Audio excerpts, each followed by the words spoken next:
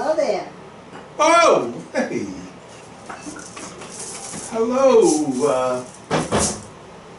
Zola.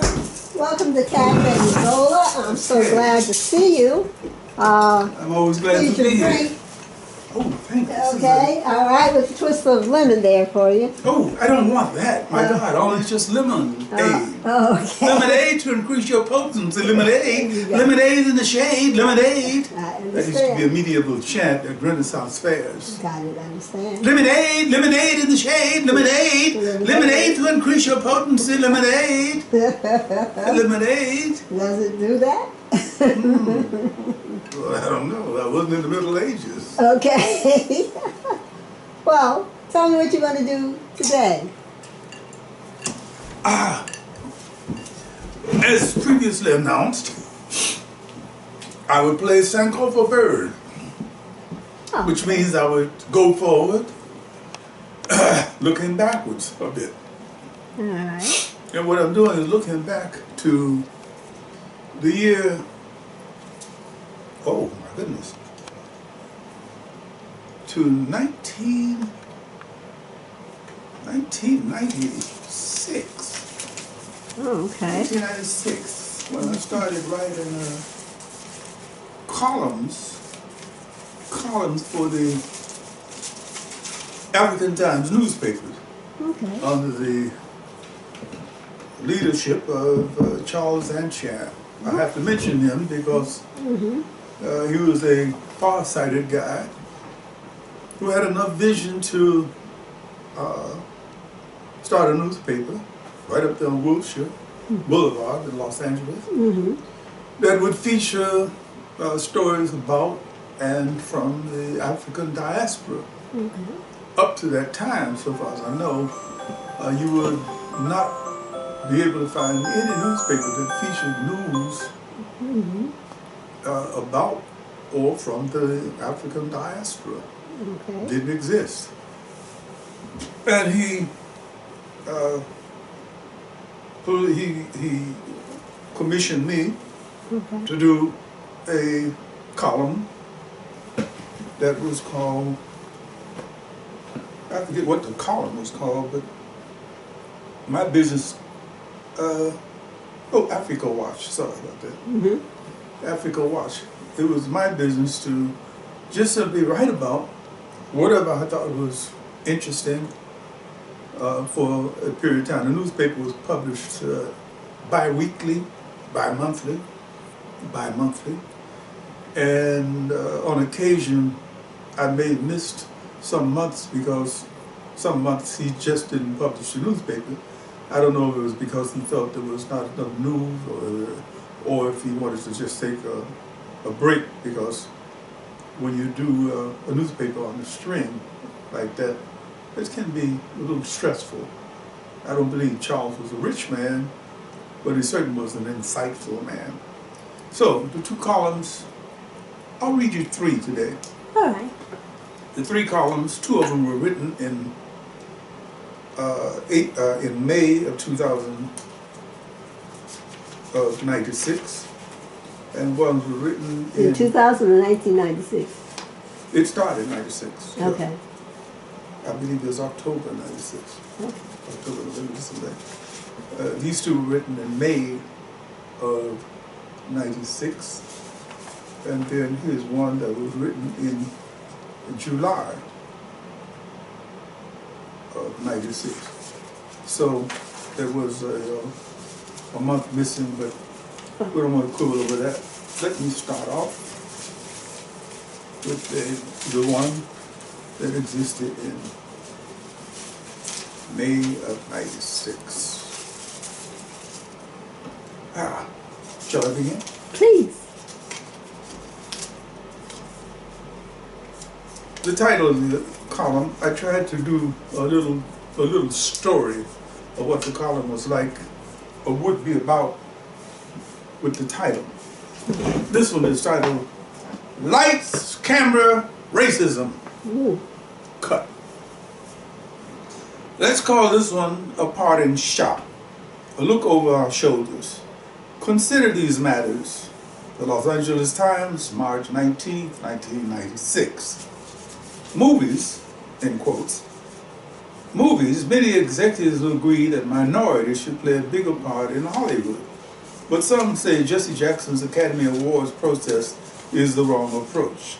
Since many executives did not come up with the right approach, we can assume that the wrong approach was the right one.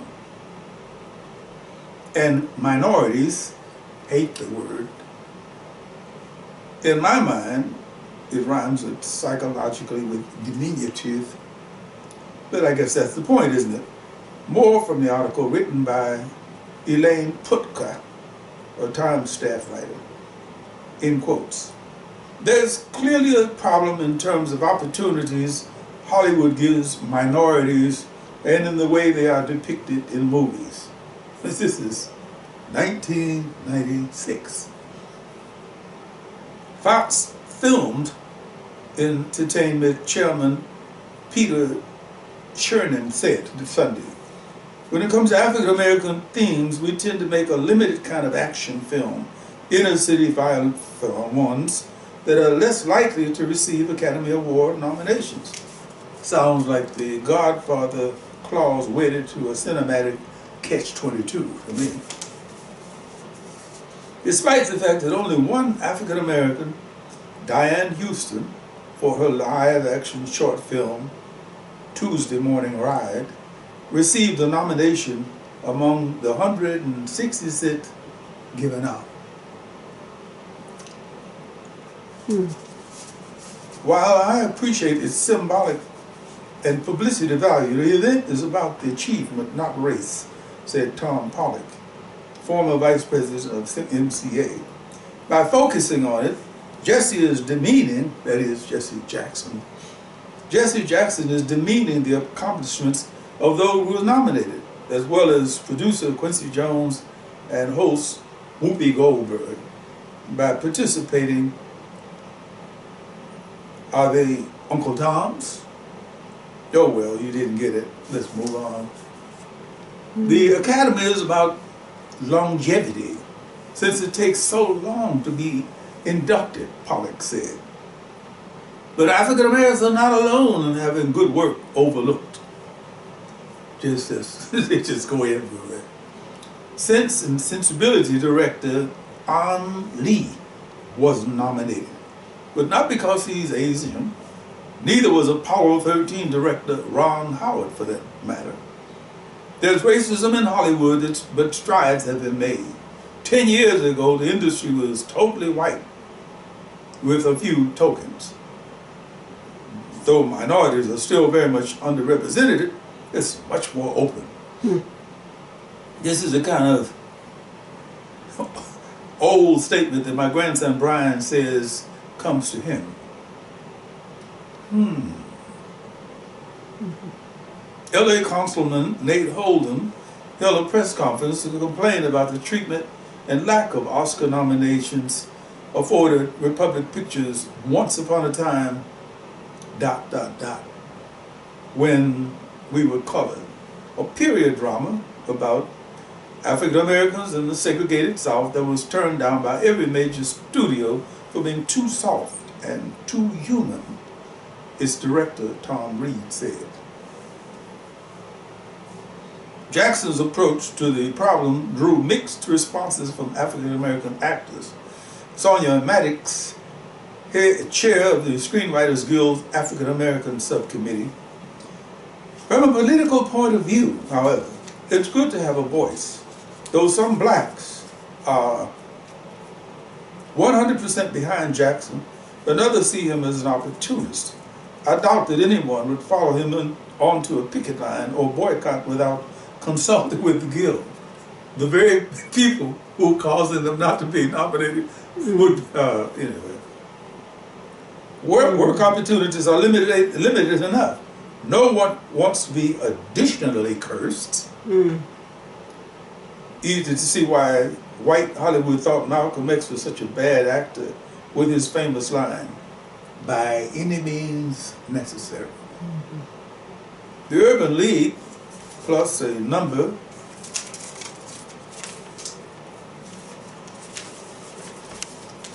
Da-dee-dee-dee, la-da-dee, la-da-dee-dee, da-dee-dee. The Urban League plus a number. La-da-dee-dee, da-da-da-da-da-da, la-da-dee-dee, da-da-da-da-da-da. Ah, I got right down here at the bottom. Lost in the Hollywood Shuffle. Ah. Okay, let's go on to the second one in May. Okay. Uh, May 1996. May 1996. You got that right. All right. This one is called Where is Africa?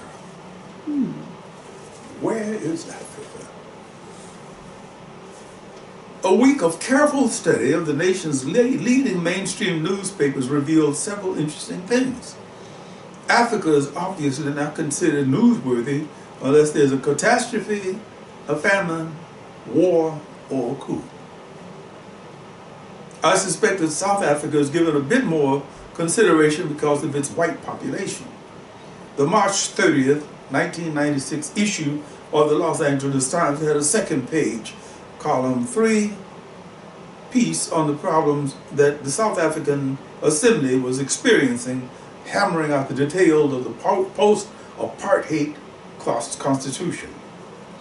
And of course, a number of stories have chronicled the breakdown of the Mandela marriage. Aside from these specific items, we return to the original premise that the mainstream print media does not consider Africa newsworthy unless there's a catastrophe, a famine, a war, or a coup. This is 2019. I can't see where anything has changed, but let me carry on. Yes, carry on. Why? There are many reasons. I would only like to suggest 3. Racism is the leading character, functioning so deeply in the Western psyche that most of the editors who dismiss stories about Africa would automatically deny that they are infected by the disease. Africa subconsciously is still thought to be the dark continent. It only takes a hard glance at the Discovery Channel and the latest African-based film, if you can find one, Ace Ventura, to see that. And the biggest reason for the oblivious position that Africa occupies in the American mainstream media rests so solidly on the shoulders of African Americans. We don't lobby for media coverage of African events, news, developments. And as most of us know, American institutions only respond to constituencies, to pressure groups, to use a crude label for it. Every daily newspaper in every state in America should carry some news, or some item of news about Africa, North, South, East, and or West. We, African Americans, and others who constitute the world as a global village, should demand that our media sources, should demand that of our media sources. It isn't enough that we are saturated with TV profiles of whites who have trekked off to save the elephants in Zambia, or record hyena behavior on the Serengeti Plains, or study gorilla families in Rwanda, or what is that place called? Rwanda. And monkey shines and other places. We must have up-to-date coverage of events in Liberia, as well as Bosnia, in Ethiopia, as well as Taiwan, Africa, as well as Europe. The generic reason for this necessity is to enable the citizens of the earth to have a more balanced, less prejudiced point of view of each other. Specifically, a more comprehensive coverage of Africa's geography, customs, movies, ethnic groups, arts, music, systems of government, languages, attitudes, psychology would enhance the relationship of continental Africans and diaspora Africans. Or as someone once called us all. The level of ignorance maintained by many African Americans about their ancestral land is stupefying. Those who are in the know really know, but for many others, zip. I feel it's larger this pool of ignorance that enforces many self-negating attitudes. A brief story to illustrate my point. I was writing a radio script for a popular series. It was canceled after 2 years at one point in my life. I wrote a story about an Igbo boy and a Yoruba girl who fell in love prior to the Nigerian Civil War. And what happened to this African version of Romeo and Juliet? The producer and I had a chat about the piece. Producer: it's a fine little story, really fine, well written and all, but I think it would work better if you changed the location. Me: why? Producer: well, I think it would be more believable, you know? Me: you think our listeners would have a problem believing that Africans fall in love? No. I don't think that would be a problem. It's just that I think it needs a bit more romantic setting. Me: relentlessly. Are you saying you can't imagine a romantic setting in Nigeria? Producer: well, to his credit, he produced a show and used the proper setting. Nigeria, Africa. He even took my advice and cut out the violin-based background music. Incidentally, the producer was an African American from Detroit. Ta-da! Lemonade to increase your potency, lemonade.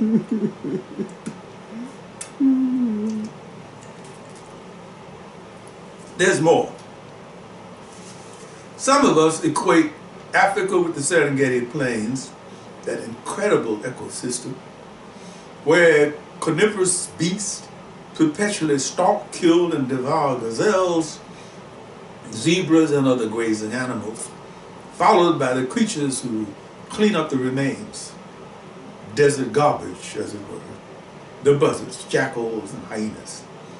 If human beings do appear on the scene, they are invariably assistants to the white people photographing the coverage. We are just as guilty of many of the distorted nations. We are just as guilty of many of the distorted notions about Africa when one of our better paid comedians stars in a completely local movie about an African prince coming to America to find a wife in a fast food joint. No names to the guilty. Pinch me. Her brother has to leave all of the gorgeous females on the continent to come to America to find a woman? As my grandson says when he's profoundly puzzled. Magazines, newspapers, pitifully small coverage. It's as though this giant of a continent doesn't exist unless there is a catastrophe, a coup, a war, or famine. We have to work hard to change that. I'm going to finish with one more column. That's an interesting comment. You know, it seems when the news flashes world news, even today, we don't talk about Africa. Unless there's a catastrophe, a famine, a coup, or some weird little war being fought about 15 cents worth of ground somewhere. This is July 1996. Okay. And the title of the column is called The Ebonization of the New Yorker magazine. For some funny reason, the New Yorker magazine brought out an issue that focused on, well, let me read it. Let's just let it explain itself. It might be mean-spirited to suggest that the prestigious New Yorker magazine has suddenly discovered, for the April 29, May 6, 1996 issue, African America. Well, I just asked for a little bit more coverage in the previous column, so I guess someone may have heard me screaming and ranting and raving and yelling. I'm sure someone must have told them about us before April 96. Oh, there it is. Maybe. I'm becoming paranoid in my old age, but I find myself probing for the motivation, or some motivation for the usually staid New Yorker to devote its hallowed pages to the thought, works, and accomplishments of African Americans. Did they feel compelled to Ebonize the issue because of the O.J. verdict, or as a delayed reaction to the Rodney King travesty of justice, or the People magazine revelation that Hollywood sells black and nominates white? It would be worthy of an essence issue or a jet issue to detail the boardroom meetings that gave us Black in America in the New Yorker. The opening comment by Hendrik Hertzberg and Henry Louis Gates, one of them is a white, one of them is a black professor, eloquently explained that African America has a different historical frame of reference than the European America. It's always encouraging to read that sort of disclaimer at the beginning of anything written about African Americans in America. It usually indicates that the creators, producers recognize that African Americans are not simply white folks with melanin enhancement. Beginning with the talk of the town and ending with Andrea Lee's Back to School, a memoir of an African American woman returning to the prep school outside Philadelphia 30 years ago, she suffered through as one of the 2 black students in the school. The issue was loaded. The talk of the town, which is one of the most popular columns in the New Yorker, and the writing by John Heidemann about African-American pollster Ron Lester made it quite clear that the Buchanan-Gingrich forces and Bob Dole's woolly speeches have opened the White House doors to a second Clinton term. Think about that. Buchanan, Gingrich, Bob Dole. Well, Bob Dole is gone. The task for the president now is not persuasion. Black voters are there, Lester says. The task is turnout. The mayor of San Francisco, Larry Bush, offers us a stylish glance at the politics of Willie Lewis Brown Jr. Attitudes of African Americans about the N-word by Touré. The consensus seems to suggest it ain't what's said, but how it's said. I personally don't think it should be said, no matter who says it. Angela Davis, Eldridge Cleaver, Jamil Abdullah Al-Amin, formerly H. Rap Brown, James Farmer, Maulana Ram Karenga, Kathleen Cleaver, Kwame Ture, formerly Stokely Carmichael, and Julian Bond were given the opportunity to give us bites of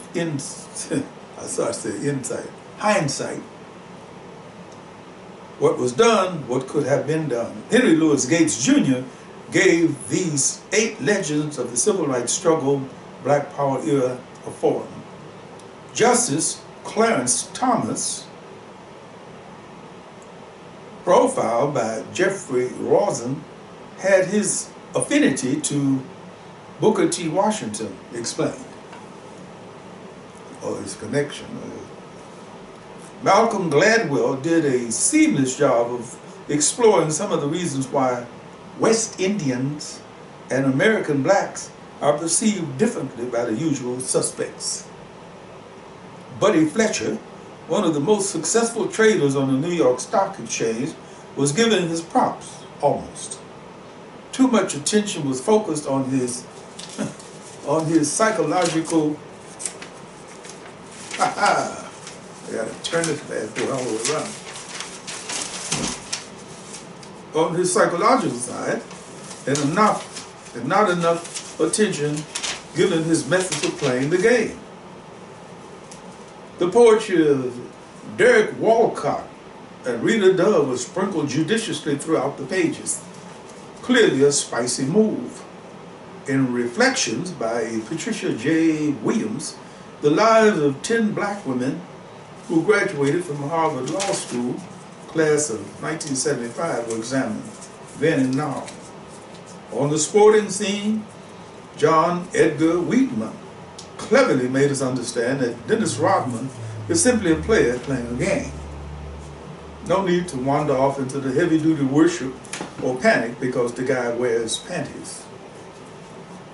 David Remnick profiled William Julius Wilson, an academic who had been studying the decline of Chicago's South Side for 25 years and offers the White House advice on matters of race, jobs, and poverty. Why the White House? Why not the American House? Why not the American House? Psychologically, I kind of think of, well, I'm getting a little bit off the column. James Walcott gave us a quick slice of Terry McMillan, the Oprah of black fiction. You mean to tell me after 2 books, she's an Oprah of any kind? But that's what he says, the Oprah of black fiction. I was frustrated by the brevity of the piece. Mary Ellen Marks Page size photos of Mary Lee Evans Williams, chairwoman of the NAACP, and Coretta Scott King were unappealing. The photographer had the stunningly attractive Mrs. Evans Williams tilting her head and touching the left side of her face as though she was doing a toothache commercial. Coretta Scott King pose is similarly commercial. She has her hands laced across her stomach as though she's measuring herself or dealing with a stomach problem. Ralph Ellison, the Invisible Man, had 2 recently discovered stories published, Boy on a Train and I Did Not Learn Their Names. Ellison was 80 when he died in 1994 and had been working on his last, still incomplete novel for 35 years. I don't know if he would have been able to stay in my writing class for that long. Hopefully, the New Yorker will open its pages to many more living African-American writers. A reporter at large featured the phenomenon called Minister Louis Farrakhan by Henry Louis Gates. The title of the profile was The Charmer. And it made an honest effort to deal with the Farrakhan factor, that element that exists in most African Americans that remains quiet. Minister Farrakhan is not saying anything to African Americans that hasn't been said before or is not being said privately now.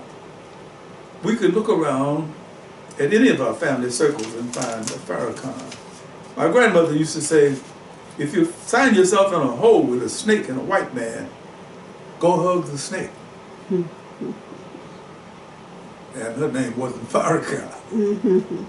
These pieces of folk advice have been handed down in African American families for generations.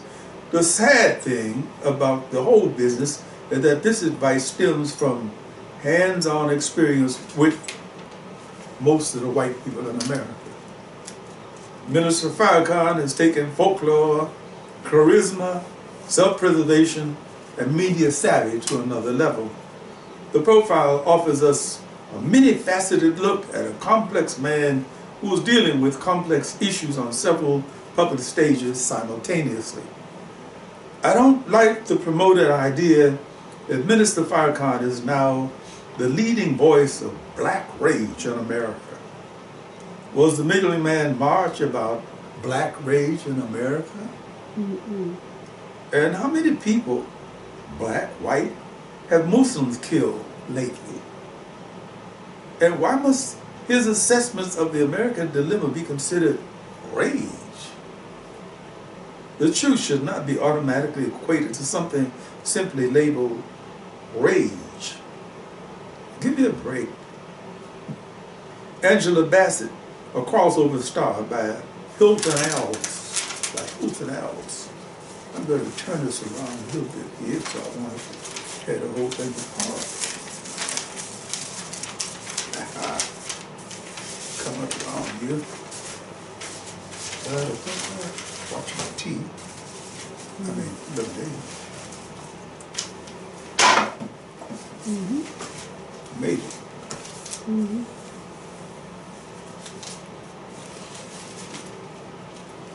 The poetry of Angela Bassett. Oh, okay, he disappeared.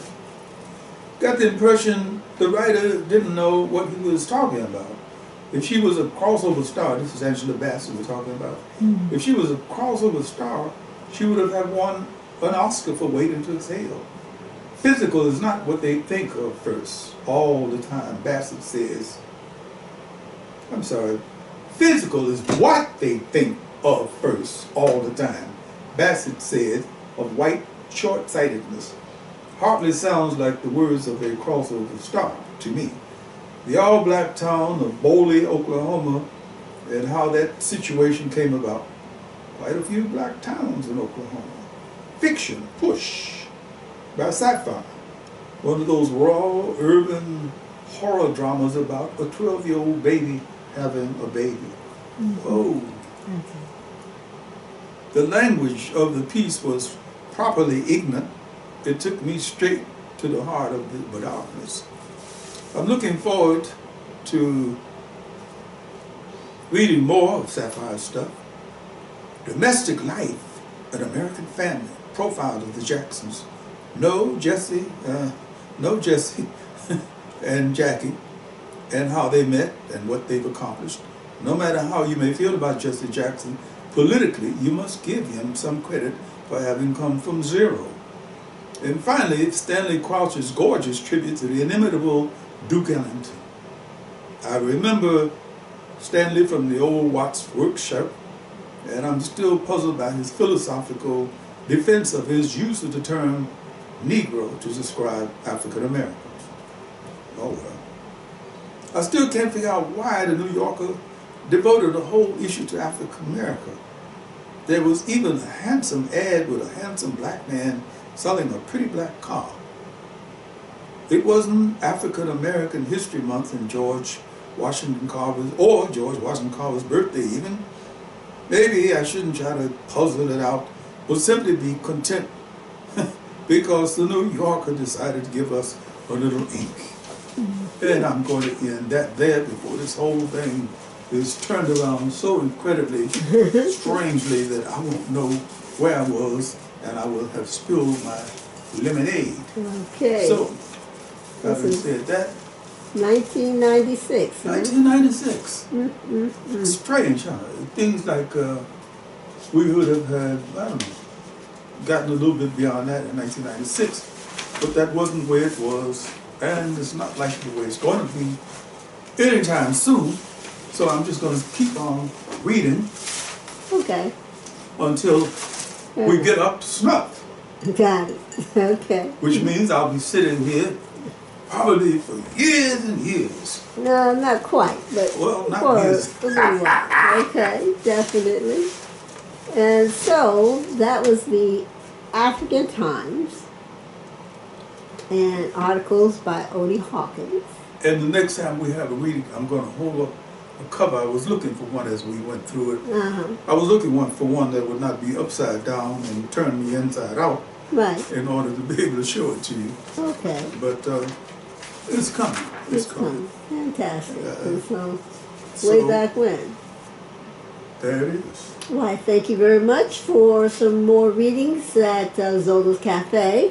Hey. Hope your lemonade was to your liking. Lemonade in the shade, lemonade. Okay. Lemonade to increase your potency, lemonade. Moving right along. Oh, sorry. Okay.